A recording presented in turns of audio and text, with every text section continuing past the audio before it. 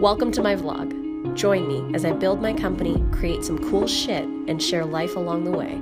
Landing in your inbox every Tuesday at 9. Hi, my name is Komal. I'm here to talk to you about crayon. Welcome to the new vlog camera. I picked up the G7X today. Cool. And it is a great choice so far. It's got this lovely flip screen so I can actually see myself when I'm talking to you.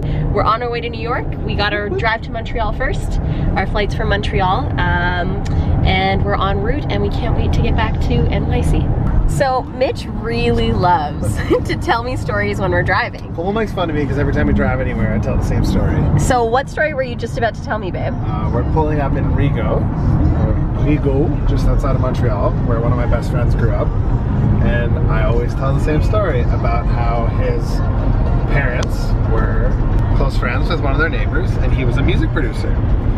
And one day my friend was over at their house and they had a young son who was the same age as my friend.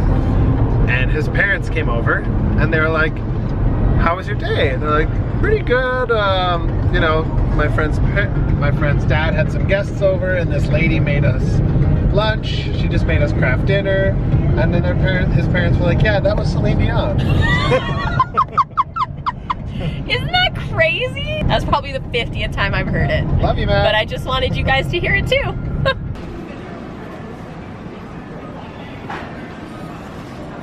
Things you encounter at Canadian airports.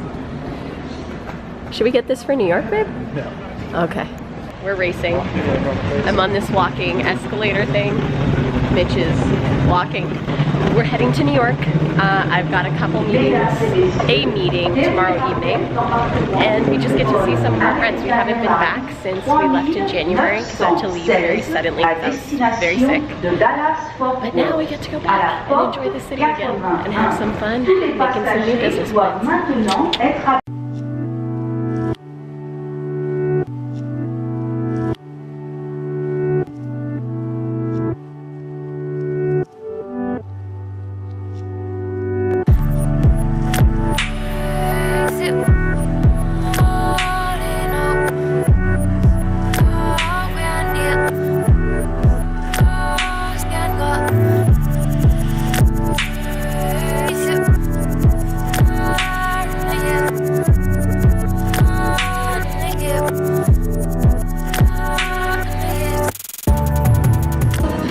So we're using Key Cafe to pick up our Airbnb keys. This is the bodega that's on the corner. Oh my god, that's crazy. Transaction complete. Done and done. Airbnb access. Let's head home. So we are literally right off Bleecker Street. Mitch just went into our tiny bathroom in this lovely little studio. Oh, hello, Mitch. We bought a carrot from the bodega because they didn't have little ones for our hummus. Really exciting internet. And look at what our lovely host left us. A massive rosé bottle. I don't know how he just leaves this here. Rosé all day. Rosé all day. Look at this beautiful painting. You said it wasn't beautiful and you didn't like it. But then I realized the symbolism. And that's probably more expensive than the painting or the bottle of wine. And he just leaves it in here. Trust factors. Or she. It's Jonas, our host. It's Jonas a he. could be a woman. Check out our little alleyway. You can't really see it, but we got a little fire escape. We're about to head out for some dinner. Italian. Good old 10 p.m. dinner. Nom nom.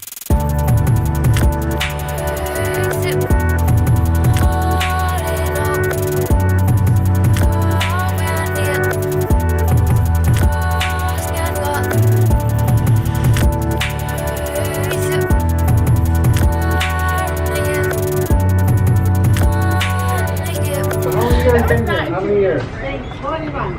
41 years. Come on. Really? That's older than me.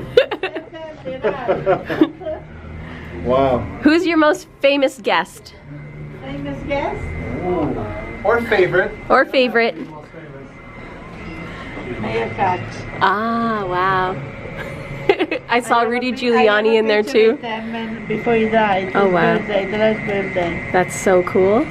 You guys, it's a fantastic restaurant. Thank you. Yes. It was really, really extremely nice. Who is this, sorry? This is my Mayor brother. Mayor your brother? Koch. Mayor Koch. Oh, okay. Well, thank you so much. It was a pleasure. We'll be back. Yeah. So what was your rating, babe? 12 stars out of 6 raviolis. It was Amazing. so good. It was amazing. The, like, Best the Italian food I've had perfect outside of first Italy. meal to have here in so long. Yeah. And now we're gonna hit the Comedy Cellar. What was the name of it? The restaurant? Via Mosconi. Via Mosconi. And now we're gonna go to the Village Underground and see which comedians are playing. The craziest thing That was just awesome. happened. So we couldn't get into like 3 different comedy clubs because they were all sold out. So we decided to go to the 12:15 show at, The Greenwich Village Comedy Club. which does not have the greatest ratings, but No. you never But know we what were you're gonna just into get. it. Yeah. So there's what, 6, 7 comedians. Yeah. And the 4th one to come up has a hat on and whatever, and we're like, one comedian had chirped him because he came in late and he seemed like an audience member. And then, Oh yeah! I didn't even make that was who it connection. was. Okay. And then they called him up, and then he pulls off, like he kind of tips off his hat and he steps on, like TJ Miller from HBO's Silicon Valley. Like and that is Bachman. like, we're in the midst of finishing that show Like, right we now. reference that show every day. It was Erlich Bachman. Hello.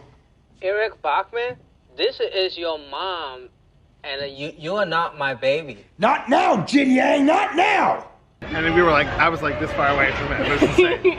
It was And he did awesome. 3 shows tonight, and this Yeah. was the last one, and it was so Killer. hilarious. Great set, super extreme, like new age Jim Carrey, like really And when in we your were face waiting shouting. outside of the Comedy Cellar for a show, we got to chat with William Stevenson, who was on the Chris Rock show, and it's Yeah. just like, what a great night. Yeah. Time to go to bed and see what happens tomorrow. Okay, so here are some end of day 1 reflections. I thought that I'd leave it at the last clip. And I think I'm gonna break up the New York vlog into sections. So this is day 1, you'll see it in the newsletter, and then next week stay tuned for day 2. So I mentioned earlier in the vlog, it's my first time back to New York since we moved. And it's not something I've been able to really talk about since it happened because it was such a personally intense time when I had to move. It was very sudden. It was due to a lot of circumstances that felt really out of control, mostly relating to my health. And you know, things with Dream Girl, I had to make an exit, and those sorts of things are complicated and emotional, and especially with the kind of year that Aaron and I had, it was like a super intense time. And all to say, like, I got to such a point with being unwell that I had to go back to Canada, use that universal health care, and start figuring out steps to recovery and getting well again. I'm sure one day I'll feel comfortable talking more about the details, but that's not why I wanted to do the end of day clip today. New York and I have a very interesting relationship. When I first came to New York, it was 2012. It was for a global shapers conference called Shape North America. And it was the first time that conference was happening, and I came here with some real powerhouse, amazing people in my life who are now longtime friends and who I admire so much. My friends Giovanna, Ug, and Chloe. And that trip really shaped a lot of my beliefs about where I could go in life and the aspirations I could have. I had never wanted to visit New York prior to, like, I didn't have that passion in me that a lot of people do, where it's like, I gotta get to New York, I gotta live there, I gotta work there, I gotta visit. None of that. I find that I'm not, outside of my passion for Ottawa, I haven't had that calling for another place. So after that trip, I would come back periodically, staying with my friend Marika. This is where I came shortly after I started KoMedia. I attended the Social Good Summit, the Clinton Global Initiative, just places that I would watch live streams for, or that I would watch from afar, and I just knew I had to get into the action, that I couldn't just sit on the sidelines anymore. So, you know, I would drive down, do the 8-9 hour drive down, do my shtick. Everyone's like, where would you park? Parking's actually free in a lot of neighborhoods, especially like Upper West, Upper East Side, and you just kind of have to move your car. So it ended up being a really like reasonably priced experience, especially because I got to stay with Marika. Thank you so much, Marika, for being my gateway lady to my New York life. And then when Dream Girl came into the mix, moving here became a part of us having a successful business, or so we thought. And my relationship with New York became a little complicated because instead of it being a place where I could come to occasionally to have meetings, to go to certain events, to meet and greet and network, which are things that I'm super passionate about, and then go home and recharge, I was in this place 24/7. Not only that though, like I don't think it's really about that, because like New York can be a really nourishing place for people. I never want to negate that. But for where I was specifically in my life at the time, where I was at in my mental progression, in my spiritual progression, like this wasn't this place that was going to sustain me forever.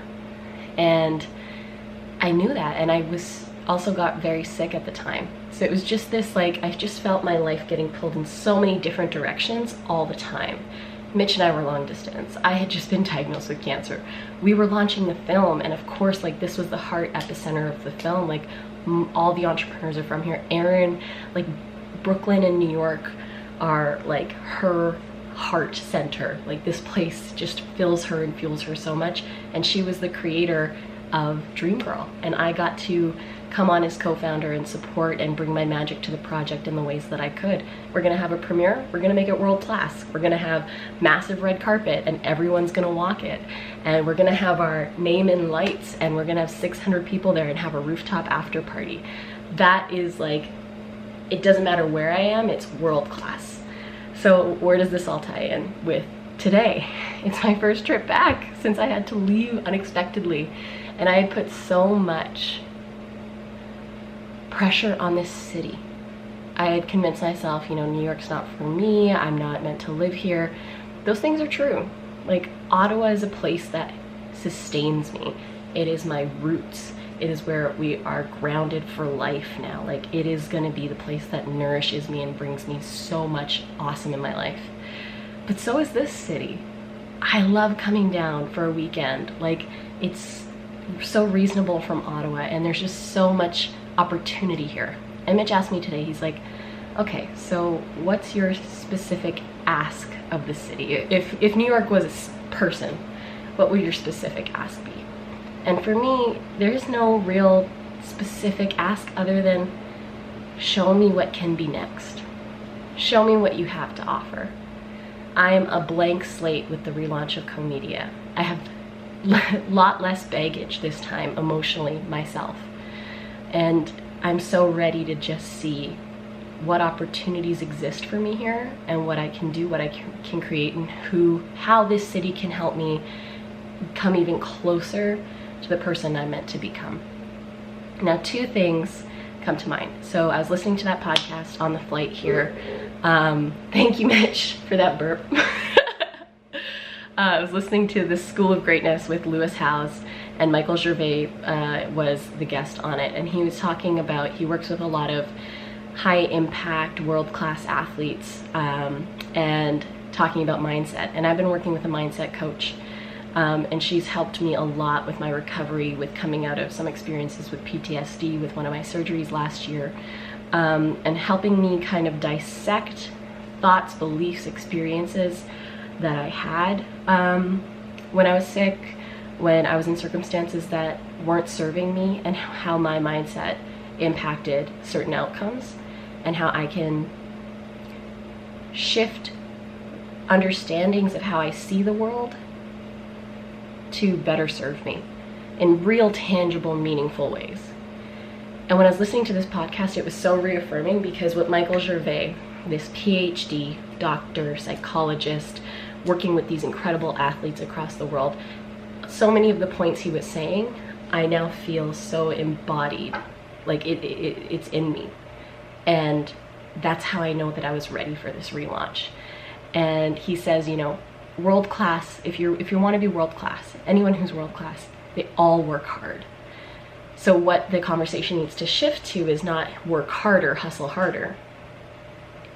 It's focus on recovery. And there's 4 pillars of recovery. He talks about sleep, getting 7 to 8 hours of sleep, 7 to 8 hours of sleep every night, being hydrated, making sure your body is physically hydrated, great nutrition. Are you feeding yourself what your body really needs? And your thoughts, good thoughts. And nutrition, working on hydration, working on sleep, getting down a little bit more, although like now that I'm working again, the way that it works like for me as an entrepreneur is, and it's just my mind, especially when I'm in it, keeps going. And I know there's probably a lot of you who like feel this too. It's like I'm about to go to bed and it's no longer anxiety, because I've learned how to manage, not even manage, but dissolve my anxieties, dissolve a lot of these negative thoughts, emotions, feelings.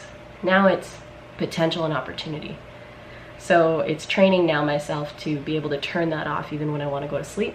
Because for example, before our first day at the office last week, I was up till 3:30 just thinking about, you know, what am I going to do with Kylie tomorrow? What are we going to focus on? It's day one. We got to make sure it has impact. We got to make sure it's worth it.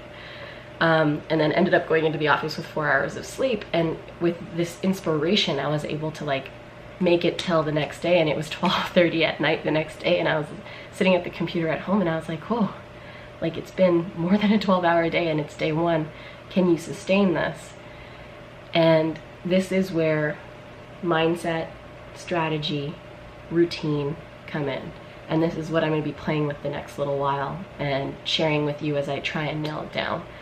So coming back to New York, I feel like coming now with this focus on recovery in my life, with having recovered from a lot of painful, life-changing experiences, there's such a deep self-love that I hold now that I didn't have before. I would pay lip service, and this is something that Michael Gervais talks about as well. What are the thoughts you're telling yourself? He doesn't fully believe in the fake it till you make it mentality, and you know, that's touted so much, and he doesn't believe in it because you can't fake a meaningful life. I genuinely have to love myself in order to impact the people around me in a deep, heartfelt, life-shifting kind of way. And my validation of that came in the form of some inbox messages last night on Facebook. I started posting on Instagram again, and this one woman and then another messaged me, and both started with, I've been meaning to message you for a really long time. One person I've known from afar for 6 years, the other for a couple months. And they just shared how important it was to them to see someone, to see me share the lows of what this experience has been like with my mental health, with my physical health, with just so many different aspects of my life. Like I rock bottom, like I hit a rock bottom. I was a pile full of ashes that I had to build myself back up from.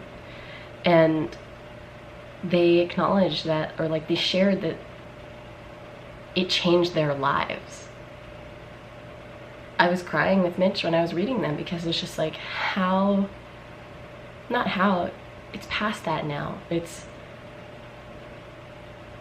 those two messages made all the pain of the past year worth it.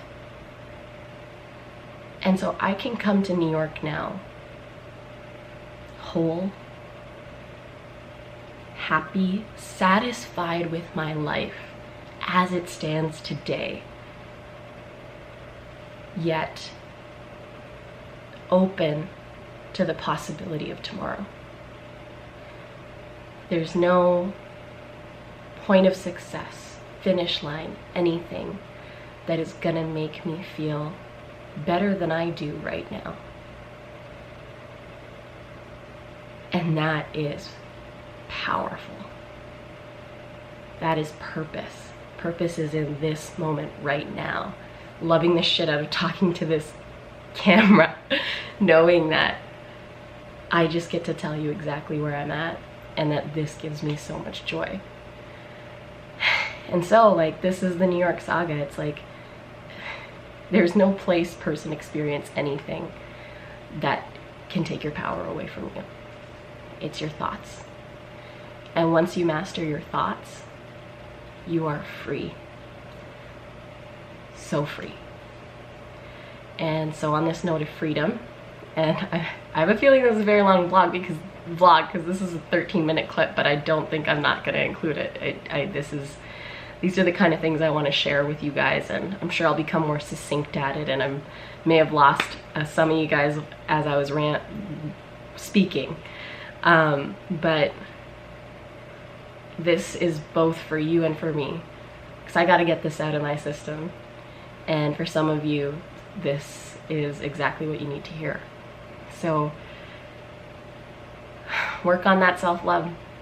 And from there, like literally, when you truly, truly, truly, truly, truly, truly, truly love all of this, when every thought about yourself, and not every single one, I'm still in transition, I'm working on this, ego will always be there, but when majority of your thoughts about yourself are actually positive, and you can sit alone, for me, sitting alone in the middle of the country with no one around for hundreds of meters, like being that isolated and being content and happy, like when you can sit with yourself and find that fulfillment, contentment, that is a space where creativity and inspiration can be real, true, and authentic. Okay, that's actually it for now. There was a lot that happened there. Comment below, shoot me an email, write me a message, tell me what resonated, tell me what you want more of, and I will create it, and I will share it. I love you guys. This has been one heck of a roller coaster. It feels insane. It doesn't. It feels right to be sitting back in New York sharing this story and reflecting and feeling good being here. And I'm just so proud to have made it to this point. Okay, until next week when you'll see day 2 of NYC. See you guys later.